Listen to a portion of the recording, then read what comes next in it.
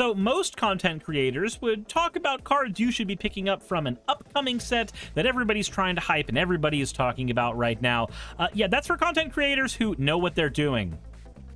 I am not one of those content creators. I do not know what I am doing. I literally just make videos on the internet about things I'm interested in, and I hope people like watching them. So, now that fan art is done scrolling by, again, thank you to all the people who do drop fan art in the channel. If you want your fan art to be shown in a future video, drop it on just on the Discord at any point.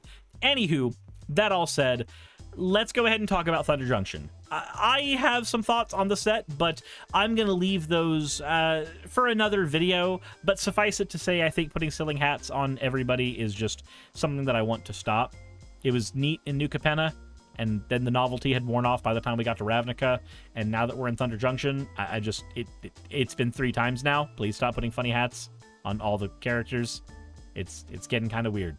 But that said, funny hats or not, lore strangeness or not, Jace not being dead even though he really fucking should be, that's not the point today. The point today is talking about cards you should be picking up from Thunder Junction, and these are a combination of commander cards and cards you should be putting in the 99, just stuff that I think commander players should have access to for either building around or throwing in their decks. These are all just amazing cards, and you can get everything I'm going to talk about today for $6.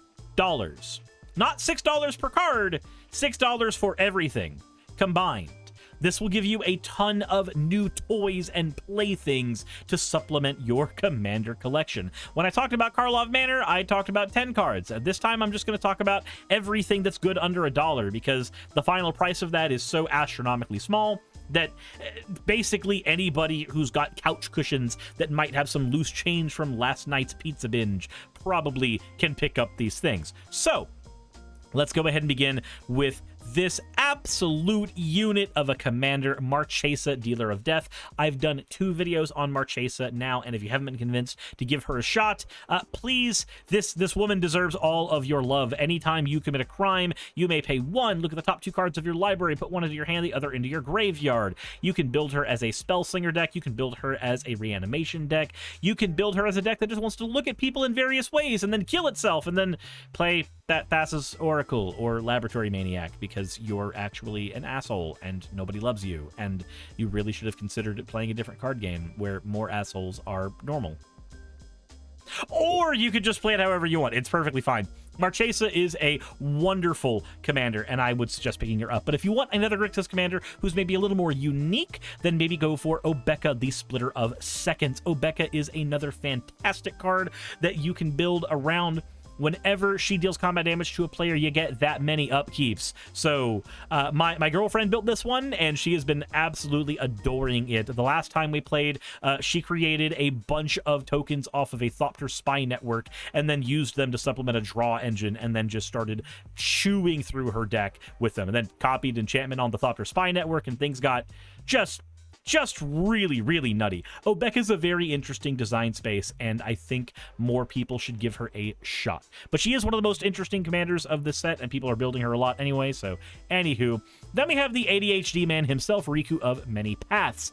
Anytime you cast a modal spell, spells that have multiple modes you can pick from, choose up to X, where X is the number of times you chose a mode for this spell, and he's modal as well.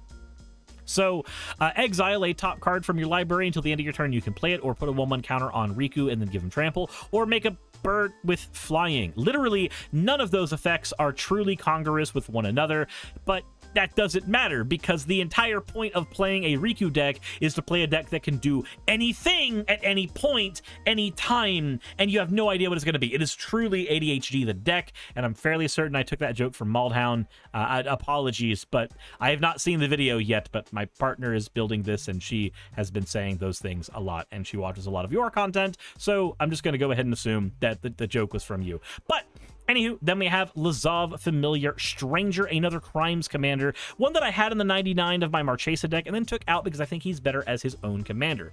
Anytime you commit a crime, put a 1/1 counter on Lazov, then exile a card from a graveyard. If a creature is exiled this way, he becomes a copy of that card until end of turn. All the Lazovs are really interesting because making your commander various different clones throughout the game and building a deck that can take advantage of various different mechanics you might steal from people is a super interesting way to go about card design, and I think a lot of players would really, really appreciate him. Then we have Crom, Violent Cacophony, another commander from the set. When you cast your second spell, put a 1/1 counter on him and draw a card. This dude just really wants to play either Hyper Aggro or Spell Slinger, and there is no in between. Gem Sky Explorer, the Gem Lightfoot, when she is on the board, she does a really neat thing. Whenever you haven't cast a spell from your hand on the end of your turn, you draw a card. It's very, very simple. Build her in an Azorius, Flash, Matters, or a control deck, and she is going to shine as just a very, very basic but very easy draw engine. Or, you know, run her as the commander if you want. It doesn't matter. She's just a fantastic little draw number. I love her. The Forsaken Miner is a card that can go infinite with a ham sandwich. Anytime you commit a crime, you may pay 1 if you do return it from your graveyard to the battlefield. So, like, just... Okay, let me explain. You got an Ashnod's Altar on the board, you got Forsaken Miner on the board, and you got a Blood Artist on the board. You're going to have a fun time. If the Ashnod's Altar is instead a Phyrexian Altar, because you've got that kind of money, you're going to have a you win the game kind of time. I think there's a bunch of different ways to go infinite with this guy because he only costs 1 mana to put him on the battlefield, and he does it based off a crime. If you've got him and a Blight Mound on the board, anytime he dies, you get a token, and then you can sack the token if you're worried about layering stuff, right? He's just fantastic. He's a great piece that you can throw in Aristocrats decks as a way to just steamroll your way through somebody's life total. Then we have the Unrepentant, a very cool dragon commander we have now. Flying, trample, sack 3 other creatures, put a creature from your hand onto the battlefield. Just sack some token and then summon Big Dragon. I want you all to be building Rakdos Big Dirtly Dragons now.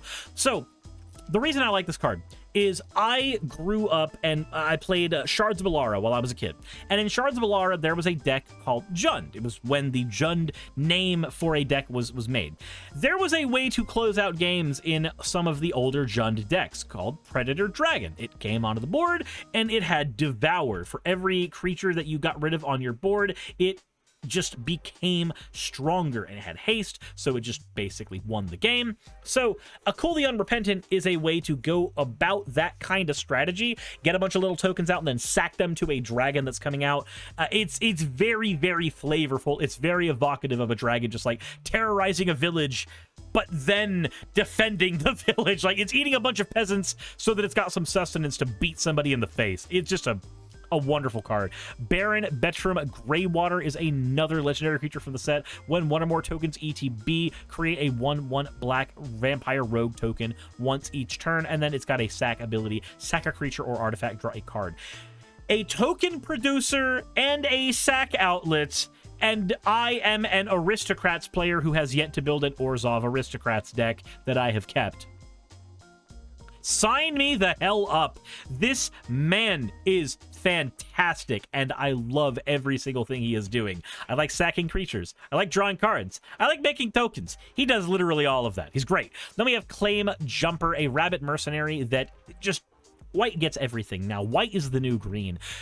When this ETBs, if an opponent has more lands than you, search your library for a plains and put it on the battlefield. That's right, plains. Any plains.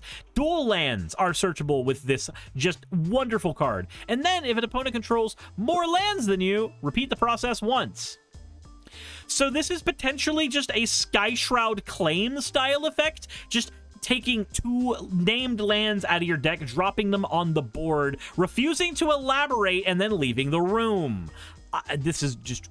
fantastic. Play it in a Blink deck where you can abuse this, so you can look at the landfall player and go, you made this monster, or just play it as part of your white ramp package. White already has a bunch of this kind of effect anyway, and this is one of the best versions of this effect we've seen. Then we have Doc Orlok, a just wonderful Simic commander. Spells you cast from your graveyard or from exile cost you less to cast, and plotting cards from your hand cost you less to cast. This, much like Raynar from Kaldheim, I feel like I'll never look at the second line of text on this, like how he makes foretell cards cheaper. I think for Doc Orlok, I would play him as the spell slinger commander of a flashback-centered deck. Just sitting there going, hey, you know what's better than casting Think twice for 2, casting Think twice for 1? Just, I feel like he goes in decks like that. And of course, plotting cards is just another way to make use of his effect. That is all fine and dandy, but I know that if I were building him, he'd be for that. He's included in the 99 of the Gonti Precon because he wants to help you spell thief stuff away from your opponents. He's also decent for that, but come on, just a ton of flashback cards and make your opponent's heads hurt while they're looking at your effectively second hand in your graveyard. Wrangler of the Damned is a human soldier from the set. At the beginning of your end step, if you have not cast a spell from your hand, make a 2/2 white spirit creature token with flying. If you're playing like an Esper Aristocrats deck that is sitting on white and blue spells on the opponent's turn, doing instant speed reanimation like Necromancy, so we can play on opponent's turns a lot, this is a fun little token producer that nobody really is going to expect. Or if you're playing a full-on control deck, this is a token producer you can use to supplement things like Talran.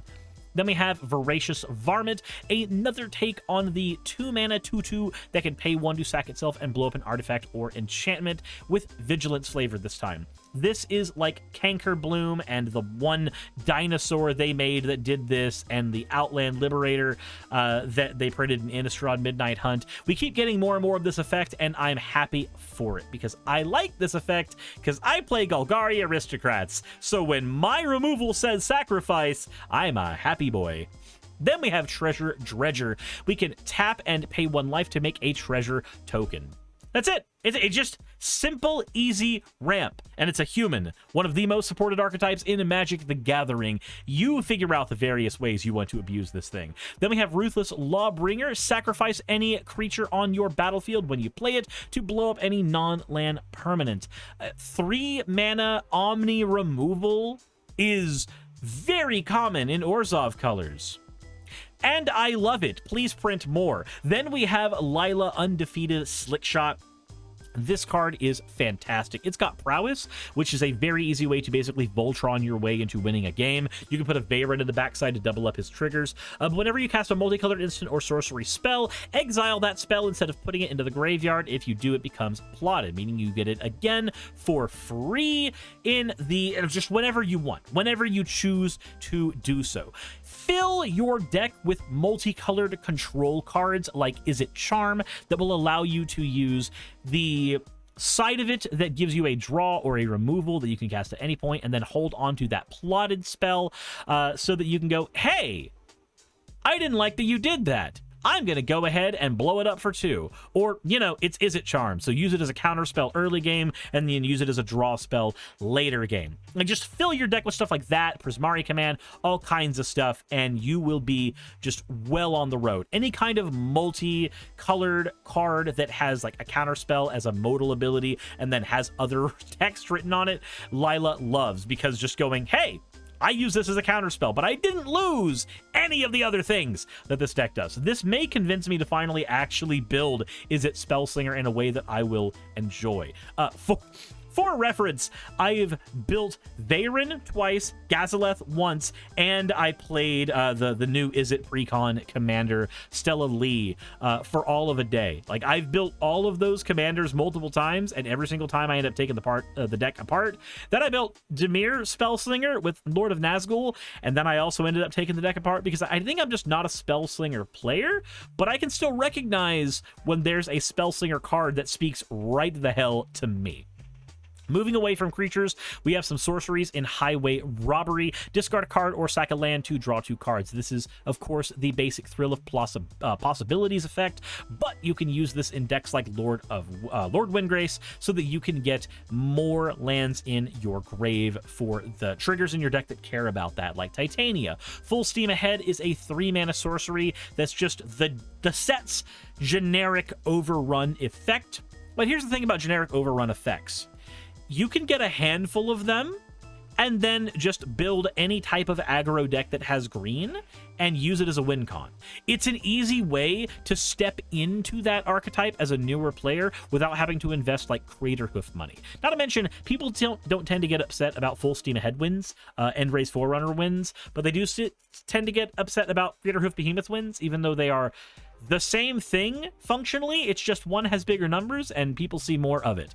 But anyway, it is another version of the somewhat Crater Hoofy style effect that we have access to, and at a lower mana cost than End-Raze Forerunners. So I think it's a good grab. Are there better cards? Absolutely. Is the card still good? Also, absolutely. Then we have Shifting Grift, a 2-mana spell with Spree, so we can add up to 4 extra mana to it to do any combination of exchanging control of 2 creatures, 2 artifacts, or 2 enchantments. Use this in a crimes deck because it counts as 3 crimes, and also use this in a tokens deck so that you can just go, hey, take my Power Stone token. I want your Soul Ring. Treat people's Soul Rings like a commodity. If you're not abrading them, you should be shifting grifting them.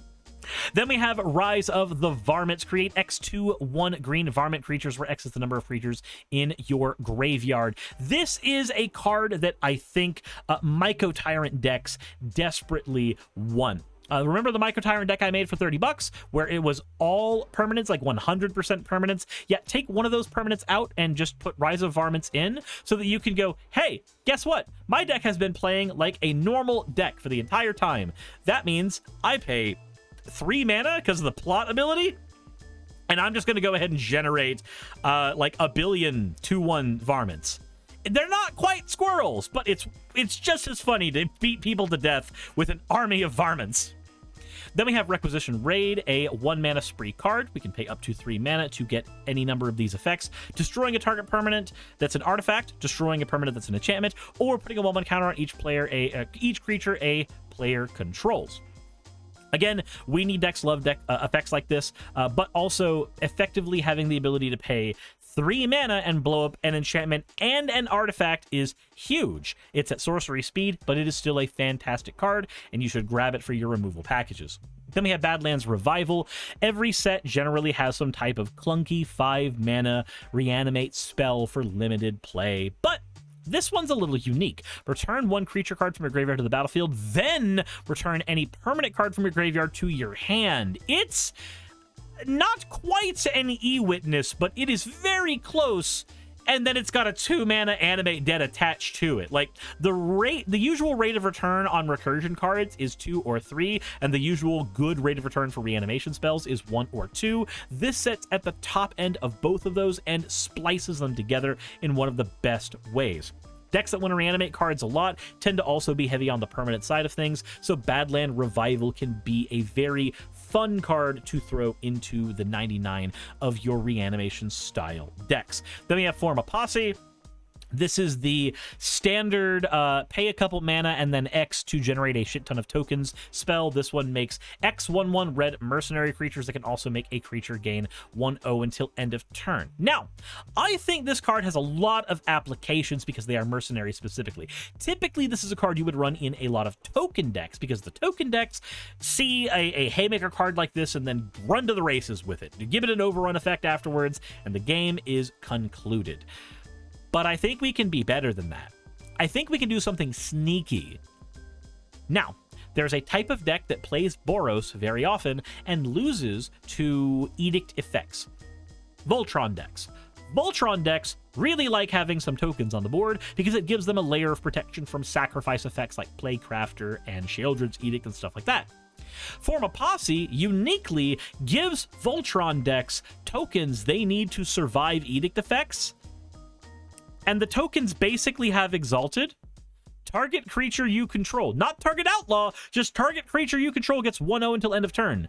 So if you're a Voltron deck, you play this, you are now protected from Edict effects for however much mana you dumped into it, and all of these can basically just tap to give your commander pseudo Exalted and swing in for game. This is a hidden gem of this set, and if you are a Boros Voltron player, or like you've got the Yleth precon and you've been sitting on it for ages and not playing it because it's Boros and you thought that was yucky, maybe it's time to go ahead and break that deck out, because Form a Posse is a just wonderful 9-cent card that fixes one of the weaknesses of the Voltron decks while also giving you a ton, and I mean an absolute metric ton of power onto your Voltron commander. Then we have Getaway Glamour, an instant spell that can exile a non-token creature and then return it to the battlefield under its owner's control. So this is a very simple blink spell, or we can use it to blow up a creature if there's no other creature with greater power than that creature. Blow up the strongest thing on the board, or blink a thing, or do both. Yeah, no, sign me up. Wonderful card, and I'm going to be trying to find space for it in Pantlaza. Then we have High Noon. This is such an interesting design card for me. Now, I actually have one of these now in my Shalayan Talar CDH deck. High Noon is a 2-mana card that says each player can't cast more than one spell each turn. This turns Storm decks off, and this is a stacks piece that turns off any type of combo deck. And importantly for you, if you're running a combo deck and you're using this as a stacks card to slow down the CDH pod, the High Noon can turn itself off. You can pay 5 mana to turn it into a removal spell at instant speed, effectively turning it off for you and you alone. This is a super, super good card. It is super budget, and you can toss it in a CDH deck and just have a fun time. Then we have Vraska Joins Up. When it ETBs, put a Death Touch counter on every creature you control. If those creatures have trample from something like a Crater Hoof, Death Touch and Trample have really cool interactions. Then, if any legendary creature you control deals combat damage to a player, draw a card. This is basically your Coastal Piracy or Toski style effect, but stapled onto a 2-mana enchantment for Legendary Matters decks. If you're playing a Legendary Matters Golgari deck, or a deck that has Golgari colors while being a legendary deck, like say a Joda deck, this card is a fantastic draw engine for those decks if you are combat centric. The Death Touch counter on each creature you control is just added spice to the draw engine that this card enables otherwise. And finally, we have a singular land to talk about, and that is Conduit of Pylons. The Conduit is such a simple card, but it is so elegant. It enters the battlefield untapped, surveilling you for 1. Tap it to add a colorless mana, or tap it with a mana to add a mana of any color. Now, at first glance, this seems like such a basic card. It's just here to make it easier for limited players to have access to all their colors when they are playing in drafts, right? Wrong! If you've ever played a monocolored deck, and very specifically a monocolored reanimation deck, cards like Conduit Pylons put in way, way more work than you would think. Decks that are monocolored do not care about the colorless option that the Conduit of Pylon provides. All they care about is that it is giving them card selection very early in the game, sometimes throwing something into the grave to be reanimated, and it's coming into play untapped. It does the two things that decks that are monocolored, so they usually fall on a crutch in one way or another. Black decks struggle getting rid of enchantments and artifacts. Red decks struggle keeping cards in their hand. Green decks struggle not being supported by Wizards of the Coast. White decks struggle not being supported by Wizards of the Coast, and blue decks struggle with losing friends. Conduit of Pylons can solve the selection problem. It can't fix any of the other problems the colors have. But in a monocolored deck, it is basically a free include, because you've got this and every other card like it, and then like 20 basics. And that's a perfectly reasonable thing to play in those decks, unless you're specifically relying on like Cabal's Stronghold or Extra Planar Lens. If you're not specifically relying on those effects, then cards like Conduit Pylon shove all the cards in your deck that do something like this. The ones that scry, the ones that surveil, like Zolfin Void, scries, like just shove them all in and you will be happy. Conduit of Pylons gives us one more of those effects for monocolor decks to get them that much more consistent at multiplayer tables.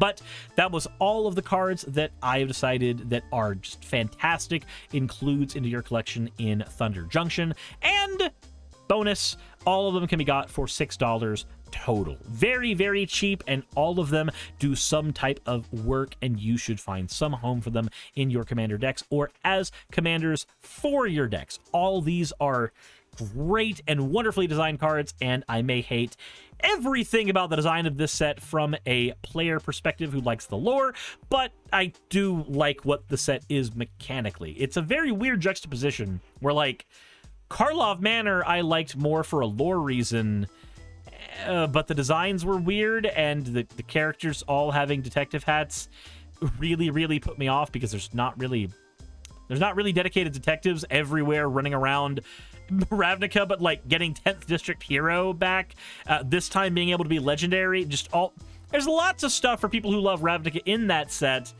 if you're willing to look really hard for it. But mechanically, it's just kind of an set, whereas Thunder Junction seems to be a lot more fun stuff. But it is just, shoving a bunch of villains from Magic and putting them in a Wild Western set. So, of course, there's going to be lots of fun legendary stuff to mess around with. Let me know what you think in the comment section below. Hit the like button if you haven't already. If you want to see more budget cards you should be grabbing from various sets, let me know. And if there's any includes that I missed that are under $1, let me know in the comment section below. And otherwise, thank you for watching, and insert any video tagline here. Hey, I just quickly want to give a thank you to all of my wonderful patrons who keep this show running. YouTube and Twitch are a pretty bumpy ride at the best of times, and the stability that Patreon provides me is worth more than I can say here. I'd also like to thank each and every one of my $20 and up patrons here, and they would be Red Joker, Blitzkrieg, Cameron, Dren, Junction, Smiling DM, Poundini, Mabbity Babbity, Naomi, Isaac, Agamotto, Jordan, Ravi, Giuni, Kiratorian, Prisma, all of you, I'm not saying that part, and Starlight. And finally, thank you to everyone else that helps keep this channel alive. While you're here, why not check out another video? And thank you for watching.